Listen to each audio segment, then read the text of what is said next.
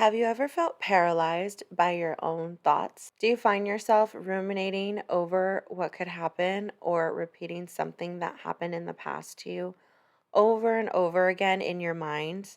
Overthinking or rumination is common, especially in young adults and women, linking heavily to anxiety, depression, and poor problem solving. With younger generations feeling most overwhelmed by stress, leading to burnout, sleep issues, and substance misuse. Overthinking and emotional overwhelm is common in society today as people are overworked, underpaid, and trying to survive. Today, I will be discussing the roots of what causes overthinking and emotional overwhelm, as well as give you coping tools on how to better manage it. If you're new here, my name is Celeste, also known as Celestial Goddess. I talk about all things mental health as well as give practical coping tools to try to help navigate this wild world we live in. If that speaks to you, make sure you like, comment, share, subscribe so you don't miss weekly motivation and growth tools. Let's talk about it because so many people are quietly dealing with overthinking and emotional overwhelm. If you've ever felt like your mind just won't turn off, like you're replaying conversations, worrying about the future, second guessing yourself, or feeling emotionally drained for no clear reason, you're not alone. And more importantly, there's nothing wrong with you. Overthinking has become incredibly common in today's world because we're constantly overstimulated, taking in endless information, opinions, expectations, and pressure from social media, work, relationships, or even our own inner dialogue. Our brains were never designed to process this much, this fast, all the time. On top of that, many of us are emotionally overwhelmed because we don't actually give ourselves space to feel.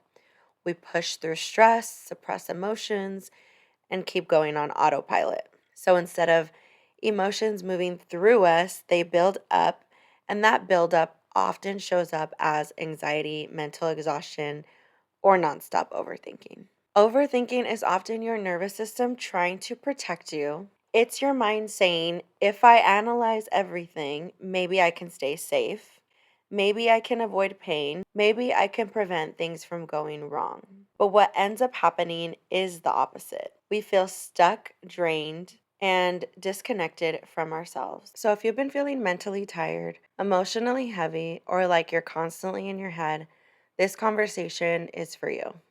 First, I want to discuss what overthinking really is. Overthinking isn't just thinking too much, it's repetitive circular thinking, and it often shows up as replaying past conversations, imagining worst case scenarios, constantly questioning your decisions, and mentally living in the past or future instead of the present. Why is overthinking so mentally exhausting? Well, your brain is in survival mode and it's always scanning for dangers or mistakes. There's no mental off switch, which leads to mental fatigue, difficulty relaxing, trouble sleeping, and feeling emotionally drained. The link between overthinking and anxiety is overthinking fuels anxiety by creating imagined threats that feel real in your body. This triggers stress hormones such as cortisol, and it keeps the nervous system in a constant state of alert. Emotional overwhelm and stress is suppressed or unprocessed emotions that build up over time. Overthinking becomes the mind's way of trying to manage emotions instead of feeling them. This can lead to feeling overwhelmed by small things, having a short fuse, which is emotional reactivity, feeling like everything is too much, or stress that feels constant and heavy. What is the impact of this on your daily life? You can go through decision paralysis, which is struggling to make even simple choices, such as what you're going to wear for the day, what you're going to eat for the day. It can lead to reduced focus and productivity. It makes it difficult to be present in relationships. There could be a loss of joy and creativity. Basically, you're living in the head instead of the body.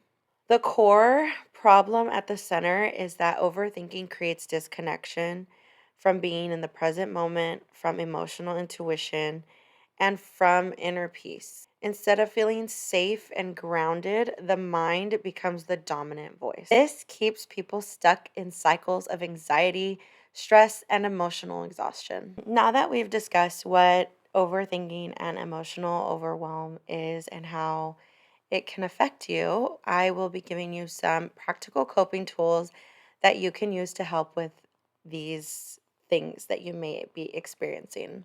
These coping tools are super easy and they may seem like they're too easy, but I wanted to give you guys tools that you can use without having to buy anything or remember a whole list of things you have to do because sometimes we don't have time for that. So, the first practical coping tool you can use to help is called brain dump, and that's basically where you write everything on your mind down without editing or judging it. So, just all you need is a paper, a pencil, or pen or marker, and just write down everything you're thinking of. And a brain dump gives those thoughts that you have in your head somewhere to go. The writing slows your breathing down and your heart rate down. It signals safety to the nervous system, and your anxiety goes down simply because you've created space in your mind. It also releases emotional buildup. And I just want to say a brain dump isn't about fixing everything, it's about making space. And when you create space, your nervous system, emotions, and mind can finally breathe. That's the first coping tool. The second coping tool is super easy, but it's asking the question of, is this happening right now? Ask yourself if the worry is happening in the present moment.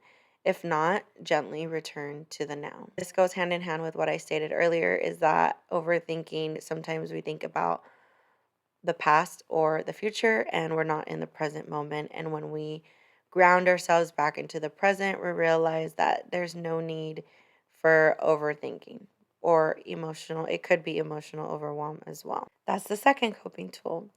The last and final coping tool that I will be giving you guys is called containment. To wrap yourself in a blanket, hug a pillow, or place your hand on your chest to help emotions feel safer. Although this may seem very easy and minimal, it makes a difference. Taking your thoughts out of your mind and into your body. And that's usually what happens when you are overthinking or emotionally overwhelmed. So that is the last and final coping skill I'm going to give.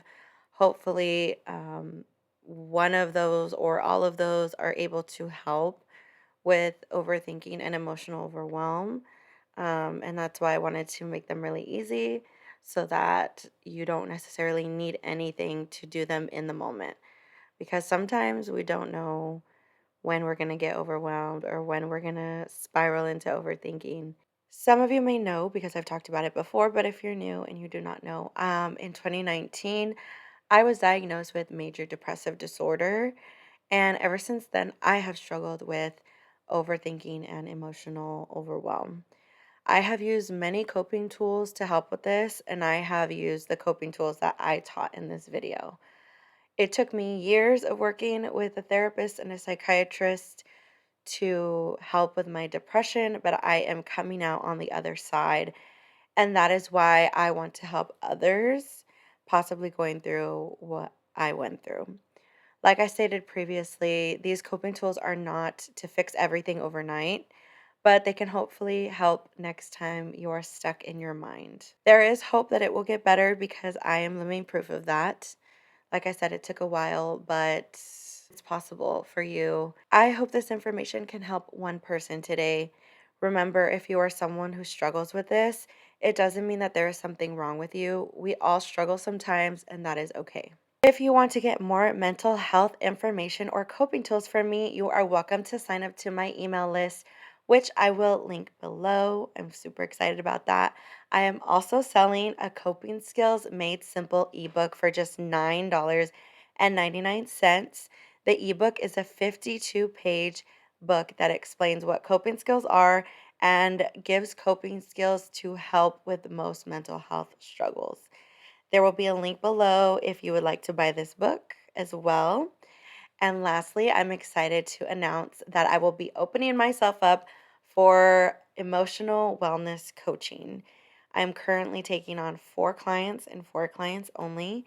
This will be a high touch one to one coaching where I will support clients in becoming more aware of their emotional patterns, teach them practical regulation tools, and develop a grounded relationship with themselves. If you think that you would benefit from emotional wellness coaching, feel free to sign up at the Practice Better link below, where you can book an initial consultation with me for free. As always, thank you all for watching. I want to welcome and thank my new subscribers as well as my ones who aren't new.